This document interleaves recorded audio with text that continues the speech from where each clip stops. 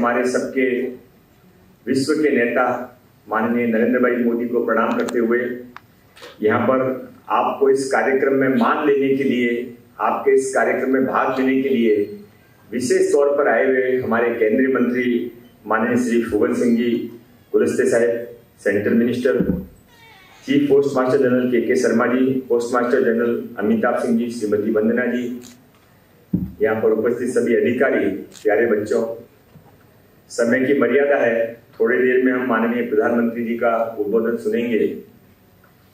मैं आपसे दो तीन छोटी छोटी बातें कहना चाहता हूँ। मेरे पास कुलस्ते साहब यहाँ पर रोजगार विभाग मेरे पास है, इसलिए मुझे बहुत आनंद आता है ऐसे कार्यक्रमों में जाकर। और आपको ये समझना चाहिए कि कुलस्ते साहब आज आपसे मिलने के लिए विशेष तौर पर नागपुर की फ्लाइट नहीं मिली तो वापस वहां से दिल्ली जाकर यहाँ पर आए हैं। आप इससे समझ सकते हैं कि माननीय प्रधानमंत्री जी के सभी मंत्री इस समारोह का कितना सम्मान करते हैं। ये और किसी के हाथ से भी ये करवा सकते थे। आपका बहुत बहुत अभिनंदन। माननीय प्रधानमंत्री जी ने 9 साल पहले जब से भारत के प्रधानमंत्री का पद संभाला है, पहले दिन ही उन्होंने कहा था कि ये युवाओं का देश है, दुनिया का सबसे युवा देश है। और ये बात केवल उन्होंने भाषण तक नहीं रखी, उसके बाद में लगातार वो इस काम में लग गए कि युवा जो हमारी ऊर्जा से भरा हुआ सबसे बड़ी ताकत स्रोत है, उसको चैनलाइज कैसे किया जाए। यदि युवाओं को सिखाया नहीं जाएगा, युवाओं को कुछ काम करने के लिए लोन नहीं दिया जाएगा, युवाओं को आगे बढ़ने के लिए मौका नहीं दिया जाएगा, युवाओं को डायरेक्ट रोजगार नहीं मिला जाएगा, तो उससे जो फ्रस्ट्रेशन का निर्माण होता है वो हमने कहीं आतंकवाद के रूप में, कहीं नक्सलवाद के रूप में अलग अलग तरीके से देखा है।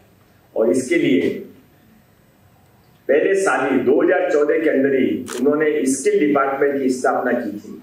और स्किल डिपार्टमेंट की स्थापना करते समय उनके प्रथम भाषण में उन्होंने कहा था कि हर कोई बच्चा भारत का जो कि रोजगार करना चाहता है, स्वरोजगार करना चाहता है, सरकार की जिम्मेदारी है कि सरकार उसके साथ में खड़ी रहे।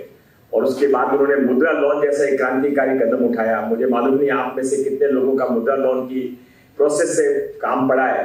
बैंकों के अंदर आप जाइए, फार्म भरिए, आपको आपके जरूरत का मुद्रा लोन बिना किसी आपकी सिक्योरिटी किए हुए आपको मिलता है। ऐसा केवल कागज में नहीं रहा, ऐसा लाखों लोगों को मिला है। और प्रधानमंत्री जी वहां पर भी नहीं रुके। ये जो आज 10 लाख रोजगार लोग बच्चों को रोजगार मिला देने का उन्होंने कार्यक्रम करके आज 5वां मिला हुआ है। आप कल्पना तो करिए 15 साल पहले, 20 साल पहले क्या होता था। गवर्नमेंट की डिमांड 5 तब भी निकलती थी, पर तब किसी को पकड़ना पड़ता था। कोई कहता था मैं 2 सीट दिलाऊंगा, कोई कहता था मैं 4 सीट दिलाऊंगा। और आपको इतनी पगार मिलने वाली है तो आपको इतना खर्चा करने में क्या जाता है।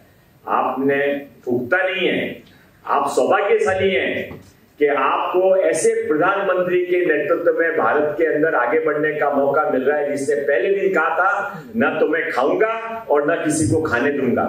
और इसीलिए सारे बच्चों को मेरिट के आधार पर रोजगार मिलता है। ये बहुत बड़ी बात है। कल्पना करके देखिए उन बच्चों की क्या हालत थी जिनके माँ बाप अपने गहने गिरवी रखते, घर गिरवी रखते, यदि कोई डिमांड आ रही है तो बच्चे को नौकरी दिलवाते थे। पैसा लेने की बजाय पैसा देना पड़ता था, मिलता तो बाद में पगार में इंस्टॉलमेंट में था।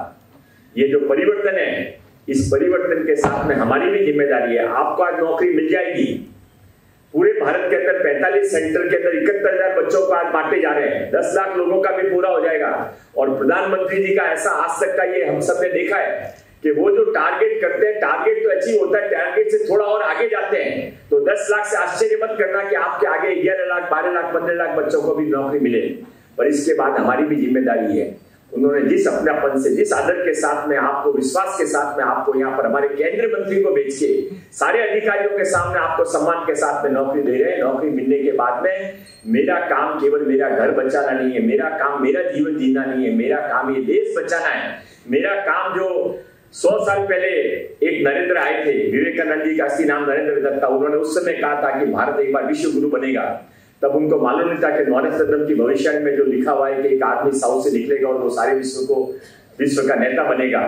वो भविष्यवाणी का आगे क्या होने वाला मुझे पता नहीं, पर आज और मैं अपनी आंखों के सामने देख रहे हैं कि माननीय नरेंद्र भाई मोदी केवल भारत के नेता नहीं है, विश्व के सबसे बड़े नेता है। विश्व में कहीं पर भी जाते हैं तो सारा विश्व उनको सम्मान करता है। जब आप और हम पहले अमेरिका जाते थे, लंदन जाते थे, जर्मनी जाते थे, और यू आर इंडियन इस तरह से देखा जाता है, और नो यू आर इंडियन। ये जो छोटा सा फर्क है, ये सम्मान का फर्क है, ये मोदी जी के नेतृत्व का फर्क है।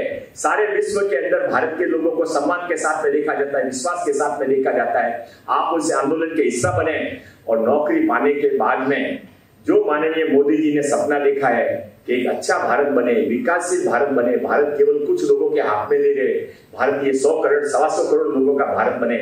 इसमें आप जिस डेस्क पर बैठेंगे, जो कंप्यूटर के पिन आपके हाथ में रहेगी, जो साइन करने का अधिकार आपका हाथ में रहेगा, उस समय इस बात को हर समय याद रखिए कि माननीय नरेंद्र भाई मोदी ने विश्वास के साथ में एक नए भारत के निर्माण करने का संकल्प लिया है, और आपको यह मौका मिला है कि इस संकल्प के अंदर आप भी कुछ आहुति डाल दें। पूरे मन प्राण से काम करेंगे तो 10 लाख की संख्या आने वाले सालों में 20 लाख जाएगी, 25 लाख जाएगी, और तब आपको इस बात का आनंद होगा कि ये ईमानदारी का आंदोलन आगे बढ़ाने में मेरे काम का, मेरे को जो जिम्मेदारी दी गई थी उसको सरकार के प्रति पूरी क्षमता के साथ में पूरा करने के मेरे भाव का भी कई लाभ है। पुनः एक बार मैं आप महाराष्ट्र सरकार की तरफ से आप सबका सम्मान करता हूं, शुभेच्छा देता हूं, और माननीय कुलस्ते साहब जो ऑल द वे आपको सम्मान देने के लिए यहाँ पर पधारे हैं, उनको महाराष्ट्र सरकार की तरफ से पुनः एक बार धन्यवाद देता हूं। जय हिंद, जय महाराष्ट्र।